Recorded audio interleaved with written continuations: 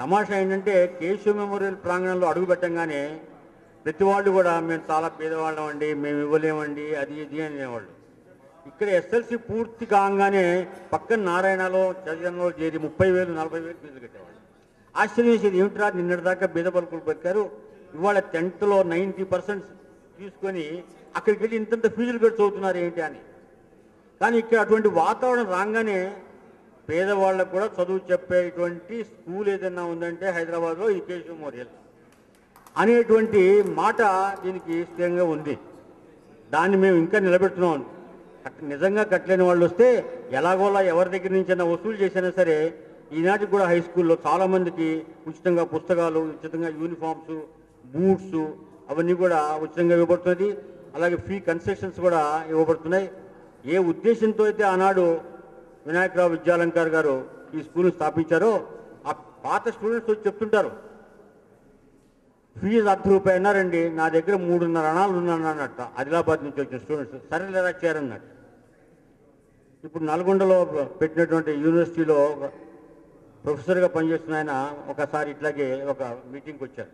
ప్రతి సంవత్సరం వెతుకుతామండి పాత విద్యార్థులు ఎవరున్నారు. 3 సార్లు సంవత్సరానికి పాత విద్యార్థుల్ని మాత్రమే తీసుకొచ్చి వాళ్ళ చేతనే మేము ఇక్కడ ఫ్లాగ్ హైస్టింగ్ చేయిస్తాం. ఆ రోజుల్లో ఒకటే బిల్డింగ్ ఉండేది, అక్కడ కన్యాశాల ఉండేది. ఇప్పుడు కన్యాశాల కాస్త హై స్కూల్స్ అయిపోయినాయి.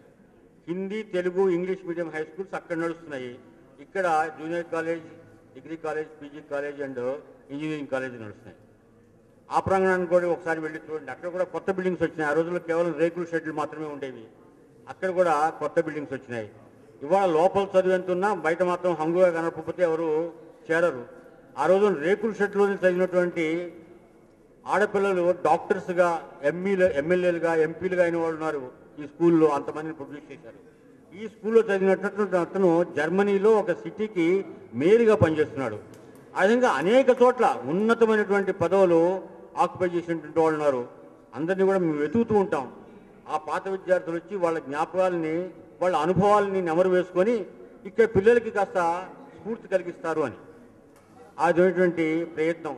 ఇలా శర్మ గారు చెప్పినట్టు ఆనాడు ఆర్య సమాజ్ వాళ్ళు ఏవైతే ప్రార్థన మొదలుపెట్టారో అదే ప్రార్థన ఈ రోజు కూడా చేస్తున్నాము. అయితే దానికి యాడ్ చేసింది ఏంటంటే వందే మాత్రం ఒకటి, యా కుందేందు తుషార్ హార ధవళ అనేటువంటి పాట ఒకటి. ఈ రెండు కూడా కొత్తగా మేము స్కూల్ ప్రార్థనలో యాడ్ చేశాము. ఈనాటికి కూడా కొంతమంది ఒకసారి కార్పొరేట్ కల్చర్ వచ్చిన తర్వాత దీని యొక్క స్ట్రెంత్ పడిపోయింది. ఒకనాడు ఇక్కడ స్కూల్ అడ్మిషన్ కావాలంటే నాకు గుర్తు పెద్ద పెద్ద వాళ్ళ రికమెండేషన్ ఉంటే స్కూల్లో అడ్మిషన్ దొరికేది. అట్లాంటిది మేము రా రా రా అని మా టీచర్సే పాపం క్యాన్వాసింగ్కి ఇళ్ల చుట్టూ తిరిగి తీసుకొచ్చేటువంటి రోజులు కూడా ఇక్కడ వచ్చినాయి. అట్లాగే ఆ విధంగా తిరిగి 200 మందిని చేర్పించేవాళ్ళు. కానీ ఈనాడు దాదాపు 700 స్ట్రెంత్తో మళ్ళీ పునర్వైభవంకి వచ్చింది. టీచర్లు కూడా మేము సంతృప్తికర జీతాలు ఇవ్వట్లేదు ఇప్పటికీ, అయినప్పటికీ దాదాపు 10,000 రూపాయల జీతం దాకా అటు ఇటుగా ఇచ్చేటువంటి ప్రయత్నం చేస్తున్నాము. విద్యార్థులు కూడా పర్వాలేదు 6,000 7,000 రూపాయలు కట్టేటువంటి స్థాయికి వచ్చారు. ఆ విధంగా క్రమక్రమంగా దీని యొక్క కీర్తి ప్రతిష్టల్ని మళ్ళీ ఆ స్థాయికి తీసుకురావాలనేటువంటి ప్రయత్నంలో ఉన్నాం. నరసింహారెడ్డి గారు అధ్యక్షుడైన తర్వాత ఆయన దగ్గర మంచి డ్రైవింగ్ ఫోర్స్ ఉంది. ఆ డ్రైవింగ్ ఫోర్స్తో మా ట్రెజరర్ గారు కూడా ఈ స్కూల్ విద్యార్థే, ఇప్పటిదాకా ఉండి వెళ్ళారు, మళ్ళీ వస్తారు. ఆ విధంగా ఈ సంస్థతో పాత విద్యార్థుల సహకారంతో ఇక్కడ వెనకాల ఆడిటోరియం ఉంది, మీరు చూసే ఉంటారు. అది రీసౌండ్ వచ్చేది. ప్రభాకర్ రెడ్డి గారని వైస్రాయ్ హోటల్ ప్రొపరేటర్, పూర్వ విద్యార్థి, ఓసారి ఫ్లాగ్ హైస్టింగ్ పిలిచాం. అంతా చూసి నేనేమో ఈ స్కూల్కి ఏదైనా చేయాలనుకుంటున్నానంటే ఏం చేయమంటారని అడిగారు. ఏం లేదండి, హాల్ కట్టారు, చాలా కాలం అయింది. ఆ రోజుల్లో సినిమాలు చూపించేవాళ్ళు విద్యార్థులకి, అలాగే బెనిఫిట్ షోలు పెట్టి ఆ డబ్బుతో స్కూల్ నడిపేవాళ్ళు. దాన్ని కాస్త సౌండ్ ప్రూఫ్ చేయండి అని మా నరసింహారెడ్డి గారు అడిగారు. సరే అండి చేస్తానన్నాడు. సుమారు 16 లక్షల రూపాయలు ఖర్చు పెట్టి అది సౌండ్ ప్రూఫ్ చేశారు. అది సౌండ్ ప్రూఫ్ కాగానే ఇక ప్రతి వాళ్ళు దాన్ని వాడుకోవటం మొదలుపెట్టారు. జెనసిస్ కంప్యూటర్స్ సొల్యూషన్స్ అని ఒక ఇన్స్టిట్యూట్ ఉంది ఊళ్ళో, కంప్యూటర్ విద్యలో ఆద్యులు వాళ్ళు దీన్ని ఇక్కడ మా క్లాసులు నడుపుకుంటామని అన్నారు. ఒక ఏడాది క్లాసులు నడుపుకున్న తర్వాత ఇక్కడే ఇంజనీరింగ్ కాలేజ్ ఎందుకు పెట్టకూడదని వాళ్ళు మమ్మల్ని ప్రోత్సహించారు. వాళ్ళ బుద్ధి పెట్టుబడి, మా యొక్క స్థలం పెట్టుబడి రెండు కలిసి మంచి ఇంజనీరింగ్ కాలేజ్ వచ్చింది. అతి తక్కువ సమయంలో ఈ స్థల మహత్యమేమో ఇది ఇవాళ టాప్ కాలేజ్ అయింది హైదరాబాద్ సిటీలో. మైక్రోసాఫ్ట్లో 4వ సంవత్సరంలోనే ప్లేస్మెంట్స్ వచ్చి 16 లక్షల రూపాయల ఆఫర్తో ప్లేస్మెంట్స్ వచ్చినాయి. ఆ విధంగా అనేక మంది తపస్సు చేసినటువంటి భూమిది, స్వతంత్ర సమరంలో పాల్గొన్నటువంటి అనేక మంది వ్యక్తుల యొక్క రక్తం బొట్టు కూడా చెందినటువంటి భూమి ఇది. అటువంటి భూమిలో వీరంతా చదువుకున్నారు. అటువంటి స్కూల్కి కొంత సేవ చేసేటువంటి భాగ్యం మాకు కలిగింది. అందువల్ల మమ్మల్ని కూడా ఈరోజు ఇక్కడికి పిలిచి సాయి భాస్కర్ గారిని కలవంగానే నాది కూడా బాపట్లండి అన్నాడు. అదొక బాధరైన సంబంధం కలిసి నేను బాపట్ల వాడిని, వీరు బాపట్లట, వన ప్రభాకర్రావు గారి మేనలుడు. అందువల్ల ఈ బాధరైన సంబంధం కూడా వారు నన్ను పిలిచారు. వాళ్ళని ప్రయత్నం చేస్తున్నాము. మీరు కూడా మీ స్నేహితుల యొక్క అడ్రస్లు సేకరించి మాకు ఇచ్చినట్టయితే వాళ్ళతో కూడా మేము కాంటాక్ట్లో ఉండడానికి ప్రయత్నిస్తాము. ఈ అవకాశం ఇచ్చినందుకు అందరికీ ధన్యవాదాలు చెప్పుకుంటూ విరమిస్తున్నాను. చేయండి.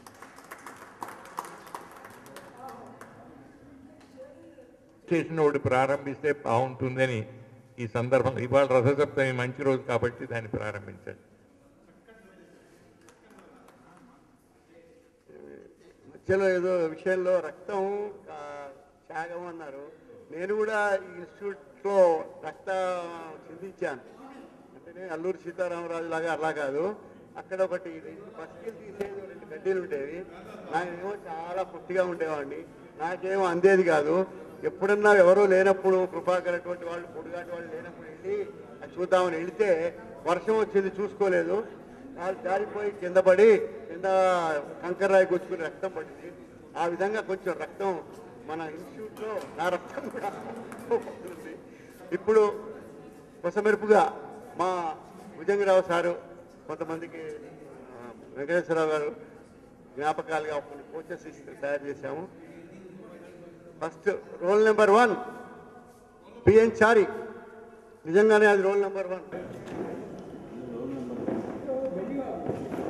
Roll number 2 Yoganand sir. అది పట్టు సార్, ఒకసారి రెడీ సార్, ఎలా చూడండి సార్. ఫోటో తీసుకోవాలి. లేదు అవలేదండి సార్, మీకు కనిపించవచ్చు. ఓకే సార్, న్యాచురల్ తీసుకో.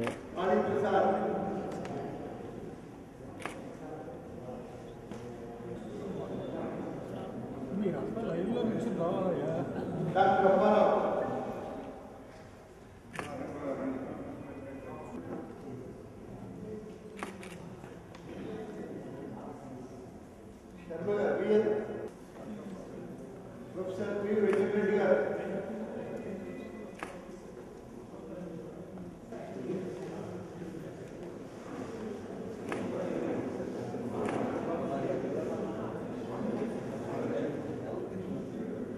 సాధారణ వారణాసి చంద్రబాబు కథలు, బాలమిత్ర కథలు ఎక్కువ మమ్మల్ని ఆలోచించేవారు. ప్రొఫెసర్ జయంతి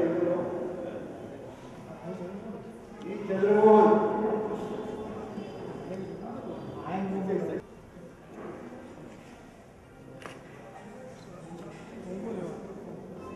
ప్రకాశ్రావు కే, జి శంకర్, కె శంకర్ మూర్తి గారు. 53 నుంచి ఇక్కడ ఇంటేనా నేను వారితో మళ్ళీ టెలికాం డిపార్ట్మెంట్లో పనిచేసి 2000లో రిటైర్ అయ్యాను. 5వ క్లాస్ నుంచి మొన్న ఇంకా పేరు మర్చిపోతే రండి, పేరు రాయబడి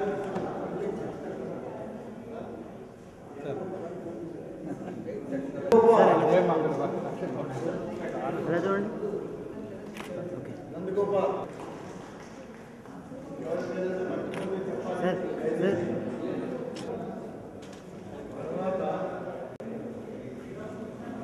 సార్, ఊళ్ళో యాదగిరి అని మా స్నేహితుడు, మా నాన్నగారు మీ నాన్నగారు వస్తుంటారు. మీకు ఎప్పుడు గుర్తుంటారు? ఇప్పుడు లాస్ట్ 10th బ్యాచ్ మల్టీపర్పస్.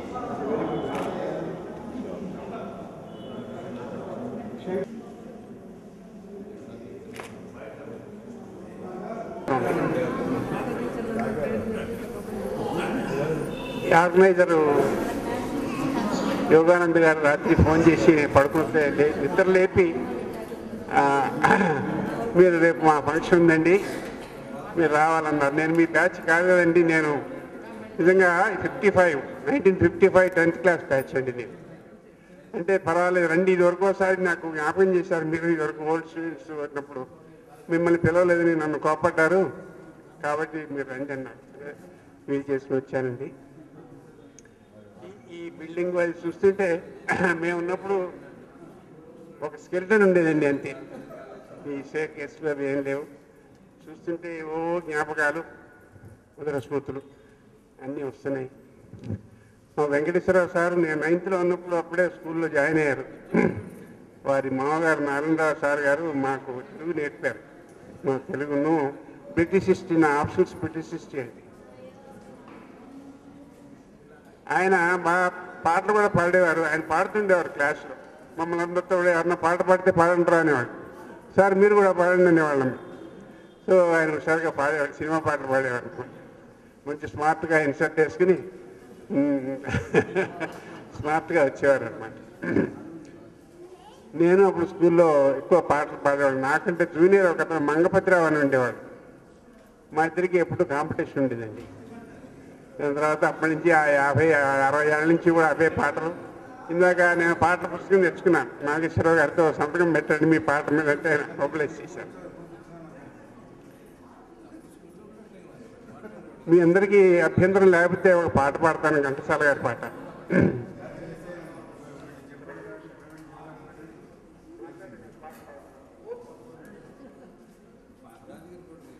నేను 1964లో నా బీవీఎస్సీ వెటనరీ డాక్టర్గా గ్రాడ్యుయేషన్ అయిపోయిందండి. అదే సంవత్సరం మోగ మనసులు సినిమా రిలీజ్ అయింది. మీ అందరికీ తెలుసు, దాదాపు 50 ఏళ్ళు అయింది అది. ఆ పాటలన్నీ అజరామరం. ఆ పాటలు ఇప్పుడు నేను హమ్మింగ్ చేస్తుంటాను. నాకు ఇటువంటి సోషల్ గ్యాదరింగ్స్లోనూ కొన్ని కాంపిటీషన్స్లోనూ పాడి ఆ పాట నాకు ఇష్టమైన పాట. మీకు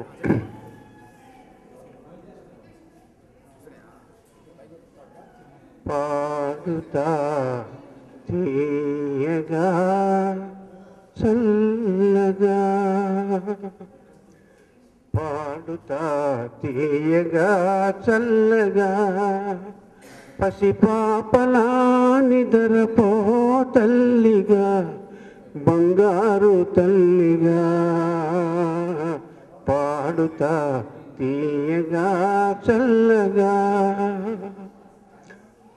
కునుకు పడితే మనసు కాస్త కుదుట పడతది, కుదుట పడ్డ మనసు తీపి కలలు కంటది, కలలే మనకు మిగిలిపోవు కలిమి చివరకు, ఆ కలిమి కూడా దోచుకుని దొరలు ఎందుకు, పాడుతా తీయగా చల్లగా, పసిపాపలా నిద్రపో తల్లిగా, బంగారు తల్లిగా, పాడుతా తీయగా చల్లగా. మనిషితోటి మాత్రమే మనసు ఉంటది, మనసుతోటి మనసెప్పుడో కలిసిపోతది, చావు పుటకలేనిదమ్మనేస్తమన్నది, చావు పుటకలేనిదమ్మనేస్తమన్నది, జనమ జనమ కది మరీ గట్టి పడతది, పాడుతా తీయగా చల్లగా, పసిపాపలా నిద్రపో తల్లిగా, బంగారు తల్లిగా, పాడుతా తీయగా చల్లగా.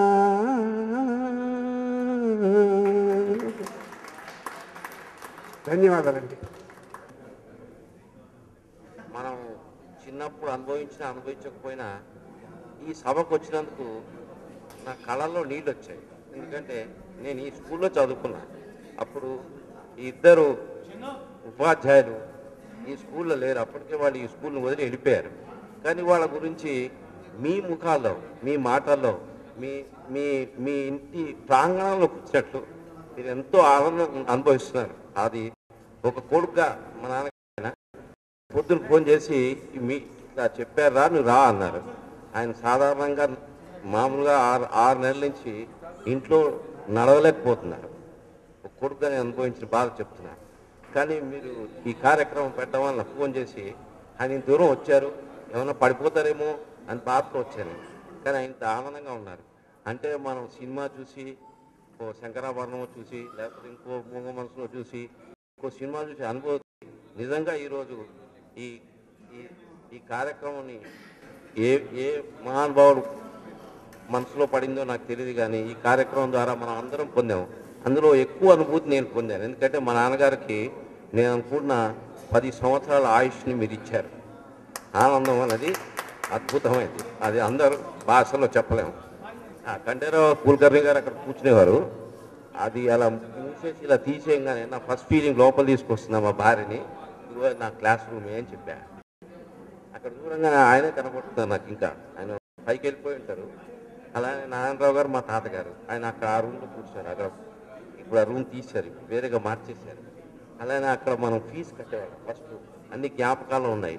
ఇవన్నీ ఈ ఆలయ ప్రాంగణంలోకి వస్తే మన చిన్నప్పుడు 20 పైసలు ఫీజు నాది. ఇప్పుడు మా అబ్బాయి మా మనవాడికి వస్తే 2,000 అవుతుందో 20,000 అవుతుందో తెలియదు. కానీ ఈ ఆలయ ప్రాంగణంలో ఇంత మంచి కార్యక్రమాన్ని ప్రారంభించిన 1953 బ్యాచ్ మా సీనియర్స్, వారికి నేను ఫస్ట్గా సభాముఖంగా కృతజ్ఞతలు తెలియజేస్తున్నాను. ఎందుకంటే ఇంతకుముందు ఏ కార్యక్రమం చేశారేమో నాకు తెలియదు. ఇప్పుడైతే ఇంటర్నెట్ అనే ఒక రాక్షసు ఉంది కాబట్టి ఇలాంటి మంచి కార్యక్రమాలకి ఆ రాక్షసుని ఉపయోగించాలని చెప్తున్నాను. ఎందుకంటే ఆయన పెద్దవారు చెప్పారు, ఓల్డ్ స్టూడెంట్స్ అందరు వచ్చి ఈ స్కూల్ గురించి మీ మీ మీ మీ సలహాలు చెప్పండి, మేము కూడా సాయం చేస్తారు. అలానే ఇంటర్నెట్లో మన కేశవమూల హై స్కూల్కి సంబంధించిన పూర్వ విద్యార్థి నెట్ని ఓపెన్ చేస్తే కనుక ఎవరు ఎక్కడున్నారు అనేది మనం కాగితం మీద రాసుకుంటున్నాం, అక్కర్లేకుండా అందరికీ తెలుస్తుంది. నా batch first 10th class batch అంటే 1969. అప్పటికి 10వ క్లాస్ ఏ విధంగా ఉంటుంది, పరీక్షా పత్రం ఏవో మాకు తెలియదు. ఇంకోటి కూడా ఉంది మా బ్యాచ్లో 7వ క్లాస్ మీ బ్యాచ్ అట ఇప్పుడే తెలుసుకున్నా నేను. భక్తవత్సలం గారు ఆయన మాకు బయాలజీ చెప్పేవారు, ప్రభాకర్ రావు గారు ఆయన ఫిజిక్స్ చెప్పేవారు. వాళ్ళిద్దరు మాకు పాఠం చెప్పడం చిన్న వయస్కులే, వాళ్ళు చాలా బాగా పాఠం చెప్పేవారు. ఆ 7వ క్లాస్ పరీక్షకి పొద్దునే వస్తే మన ఇంట్లో మన అమ్మ నాన్న కంటే ఎక్కువగా టీచర్లు మన గురించి బాధపడేవారు. ఈ స్కూల్ యొక్క గొప్పతనం నరసింహ మాస్టర్ గారు చూస్తున్నాయి, ఇప్పుడు లేవు అవి. ఆబ్జెక్ట్ టైప్లో రాస్తే ఏంటంటే కరెక్ట్ రాస్తే 1 మార్క్ వస్తుంది, పోతే 0 వస్తాయి. కాబట్టి ఆబ్జెక్ట్ టైప్ పేపర్ ఇచ్చేసి అందరు అంటే 7th క్లాస్లో మనకి ఇంకా మైండ్ ఇంకా గ్రో అయి ఉండదు. అంత మంచి స్కూల్ ఇది. ఇది ఒక ఆలయ ప్రాంగణం. ఇందులోకి వాళ్ళు వచ్చారు, సో ఆలస్యం ఎక్కువ ఉండదు.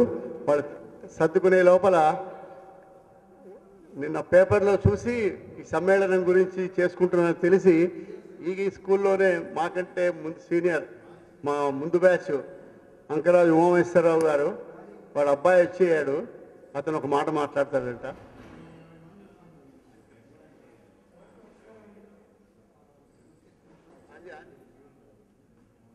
నా పేరు నరసింహారావు.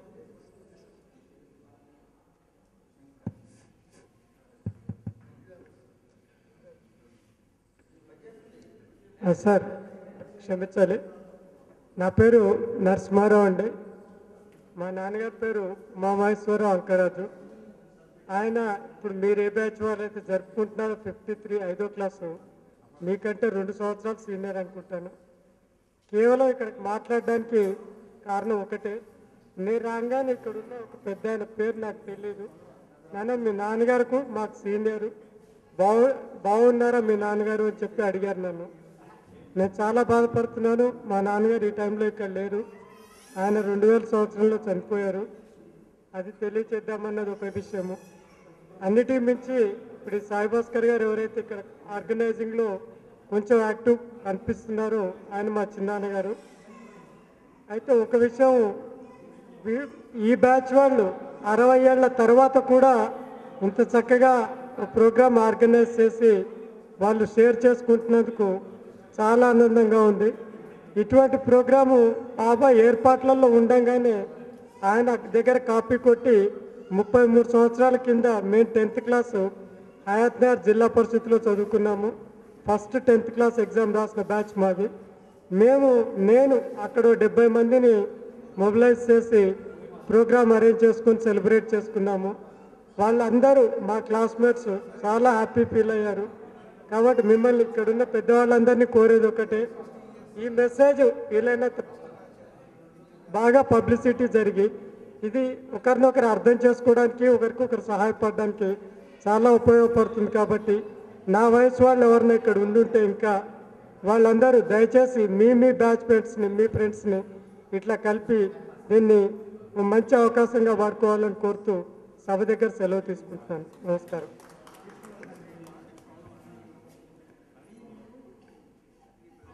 ఇప్పుడు ఒక గమ్మత్ అనుకోని ప్రోగ్రాంలో లేనిది, స్పందన ఒక వ్యక్తి ఏమండి 1953లో పిల్లలు చదువుకున్నారు, వాళ్ళందరూ కలుసుకున్నారు, గురువులను కూడా సన్మానించుకున్నారు. మరి వాళ్ళందరూ చాలా పైకి వచ్చారు, వృద్ధిలోకి వచ్చారు. దాని వెనకాల మా పాత్ర ఏం లేదా అని భార్యల సంఘంలో ఒక మహిళ లక్ష్మి గారు, యోగానంద్ భార్య, ఆవిడ స్పందన తెలియజేస్తారు.